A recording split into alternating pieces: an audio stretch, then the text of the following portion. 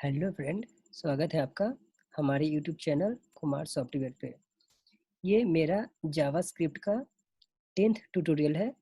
इस ट्यूटोरियल में हम लोग पढ़ने वाले हैं कंपैरिजन ऑपरेटर के बारे में। क्लियर है? तो आइए देखते हैं कंपैरिजन ऑपरेटर क्या होता है और इसका यूज़ क्या क्या है।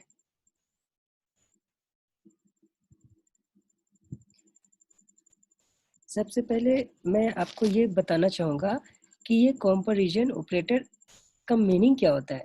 मान के चलो कि मैंने यहाँ पर var x = 10 वैल्यू लिया और फिर मैं var y = 20 वैल्यू लिया। अगर मैं यहाँ पे ऐसा लिखता हूँ कि x इक्वल y, तो यहाँ पर क्या होगा? तो आपको यहाँ पर ध्यान में क्या रखनी है, कंपैरिजन ऑपरेटर में कंपैरिजन ऑपरेटर आपका वैल्यू चेक करता है। क्लियर है? ये आपका वैल्यू चेक करेगा और ये वैल्यू आपको ट्रू है या फॉल्स है, ये आपका आउटपुट में शो होगा। क्लियर है? अगर आपका कंडीशन वैलिड है तो आपका ट्रू होगा, अदरवाइज ये रिटर्न फॉल्स करेगा। क्लियर है? कहने का मतलब कि comparison operator only Boolean value return करती है। ये आपको ध्यान में रखनी होगी कि comparison operator only Boolean value return करती है, या तो वो फॉल्स हो सकता है या फिर ट्रू हो सकता है। क्लियर है? तो इसको हम कुछ डिटेल्स में देखते हैं। तो यहाँ पर देख लो कि ये x का वैल्यू 10 है और y का वैल्यू 20 है, तो ओबियसली ये दोनों इक्वल नहीं है। अगर इक्वल्स नहीं है तो ये आपका क्या रिटर्न करेगा? ये आपका फॉल्स रिटर्न कर देगा। क्लियर है?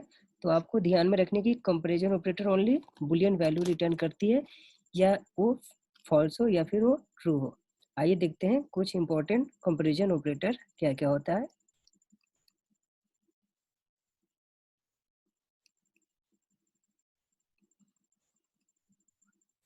तो यहाँ पर कुछ डिफरेंट टाइप्स है कंपैरिजन ऑपरेटर्स के, जिसमें से पहला आपका है इक्वल ऑपरेटर। ये आपका रिप्रेजेंट करता है इक्वल्स ऑपरेटर है।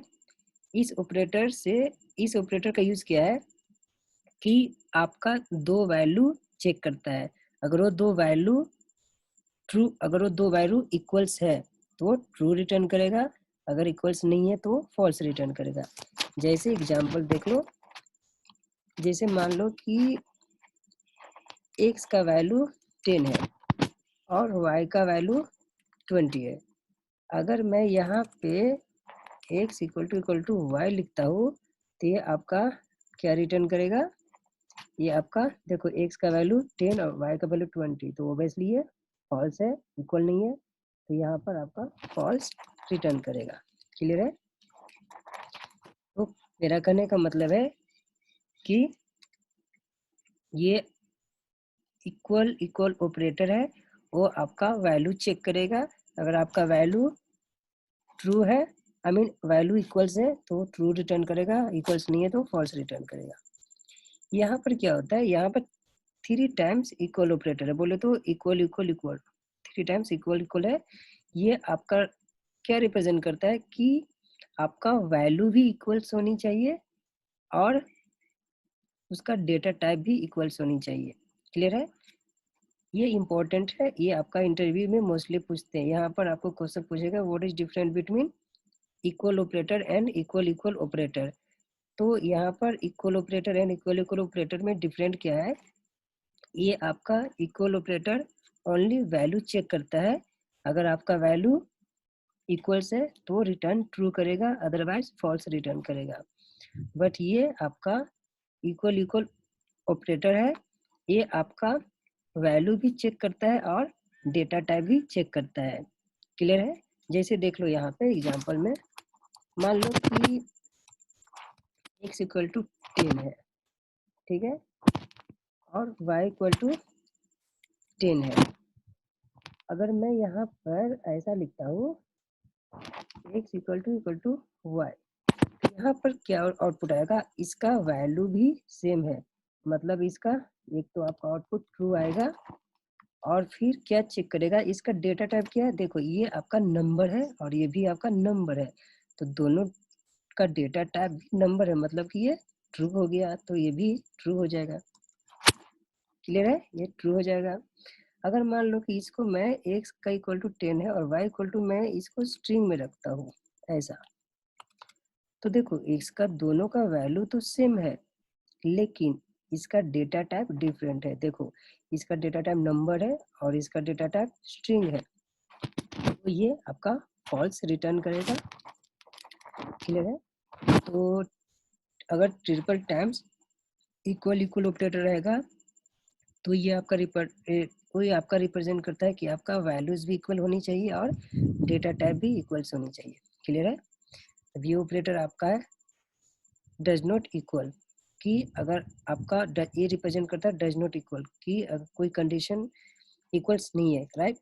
ये डज नॉट इक्वल इक्वल का मतलब क्या हुआ कि आपका वैल्यू भी इक्वल नहीं है और आपका डेटा टाइप भी इक्वल नहीं है। क्लियर है, ये आपका ग्रेटर देन है। मान लो कि ये ग्रेटर देन रिप्रेजेंट करता है less than, greater than equal और लेस देन इक्वल। ये सब जितने भी ऑपरेटर्स है इसको हम प्रैक्टिकली अच्छे से देखते हैं। क्लियर है, आपको प्रैक्टिकली अच्छे से समझ में आ जाएगा। तो आइए देखते हैं प्रैक्टिकली इसको।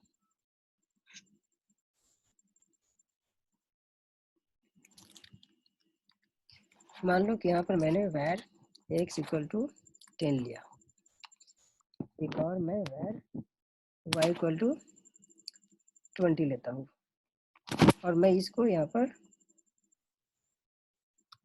प्रिंट कर देता हूँ। यहाँ पे x equal equal y।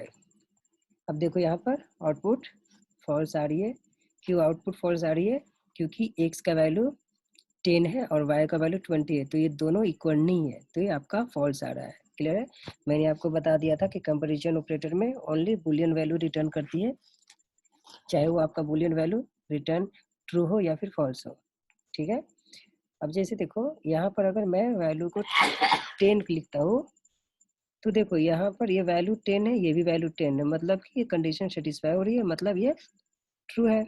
Clear है, वैसे ही आप अगर मान लो कि यहाँ पर मैं ट्रिपल इक्वल देखता हूँ, अगर ट्रिपल इक्वल ऐसा लिखा, अब देखो ये ट्रू रिटर्न कर रहा है, इसका मतलब क्या हुआ कि ये आपका वैल्यू भी चेक कर रहा है, दोनों वैल्यू सेम है 10 10, और ये डेटा टाइप भी चेक कर रहा है। डेटा टाइप क्या है? ये आपका नंबर है और ये भी आपका नंबर है, तो डेटा टाइप भी सेम है, इसलिए ये आपका ट्रू रिटर्न कर दिया।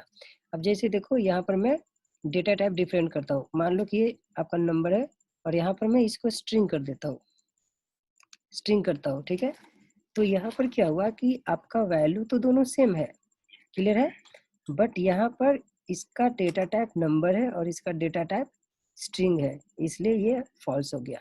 क्लियर है, क्योंकि ट्रिपल इक्वल ऑपरेटर जो है आपका वैल्यूज और डेटा टाइप दोनों चेक करता है। अब जैसे यहाँ से मैं इक्वल इक्वल सिर्फ चेक रखता हूँ तो देखो यहाँ पर ट्रू आ जाएगा। क्यों आया? क्योंकि इक्वल ऑपरेटर आपका सिर्फ वैल्यू चेक करता है, तो यहाँ पर आपका वैल्यू 10 है और यहाँ भी वैल्यू 10 है, इसलिए आपका यहाँ पर रिटर्न ट्रू हो गया। क्लियर है, तो ये आपका equal operator and equal equal operator में डिफरेंट था। ये आपको इंटरव्यू में पूछे जाते हैं कि what is different between equal operator and equal equal operator. तो यहाँ पर आप बताओगे कि equal operator check only values, means equal operator सिर्फ वैल्यू को चेक करता है और triple equal equal operator value भी चेक करता है और आपका डेटा टाइप भी चेक करता है। क्लियर है, तो वैसे ही और हम दूसरे ऑपरेटर को देख लेते हैं। मान लो कि यहाँ पर मैंने 20 दिया, अब यहाँ पर मैं लिखता हूँ ऐसा है, ये क्या रिप्रेजेंट करता है? Greater than. ग्रेटर देन का मतलब क्या हुआ कि x का वैल्यू y से ज्यादा होनी चाहिए। x का वैल्यू कितना है? 10 और y का वैल्यू 20 है, तो ये कंडीशन सेटिस्फाई नहीं हो रही है। अब ये सेटिस्फाई नहीं हो रही है, इसका मतलब फॉल्स हो गया। क्लियर है, वैसे ही मैं अगर यहाँ पर लेस देन करता हूँ, देखो यहाँ पर आपका ट्रू आ चुका है क्योंकि ये सेटिस्फाई हो रहा है वैल्यू। क्लियर है, अब वैसे ही आप डज नॉट इक्वल लगा दो। अब देखो यहाँ पे ये कंडीशन सेटिस्फाई हो रहा है क्योंकि ये बोल रहा है कि ये वैल्यू दोनों इक्वल नहीं है, राइट है, इक्वल नहीं है, है ना। ये खुद बोल रहा है कि एक्स डज नॉट वाई, मतलब ये दोनों का वैल्यू इक्वल नहीं है। हाँ नहीं है, ये दोनों का वैल्यू इक्वल, इसलिए यहाँ पर ट्रू आ रहा है। क्लियर है? वैसे ही आप और ऑपरेटर चेक कर सकते हो। क्लियर है? और यहाँ पर फाइनली मैं एक और बताना चाहूँगा कि आप यहाँ पे डायरेक्ट वैल्यू को भी पास करके कंपेयर यूज कर सकते हो। करने का मतलब कि आप यहाँ पर वेरिएबल आपको लिखने की ज़रूरत नहीं है, आप यहाँ पर डायरेक्ट वैल्यू यूज कर सकते हो। जैसे देखो 2 = 3, देखो फॉल्स आ गया। अब जैसे देखो 2 3 टाइम्स इक्वल, अब देखो फॉल्स आ गया। क्लियर है? क्योंकि ये फॉल्स ही है, राइट। अगर मैं यहाँ पर 2 लिखता हूँ, ट्रू आ जाएगा, क्योंकि दोनों का डेटा टाइप और दोनों का वैल्यू सेम है। क्लियर है? तो आप डायरेक्ट डॉक्यूमेंट डॉट राइट में भी वैल्यू को कंपैरिजन ऑपरेटर यूज कर सकते हैं। अगर आपको वेरिएबल यूज करना है तो कर सकते हैं, अदरवाइज आप डॉक्यूमेंट डॉट राइट में डायरेक्टली कंपैरिजन ऑपरेटर को यूज कर सकते हैं। आई होप आप लोग को ये ट्यूटोरियल्स समझ में आया होगा। Thank you.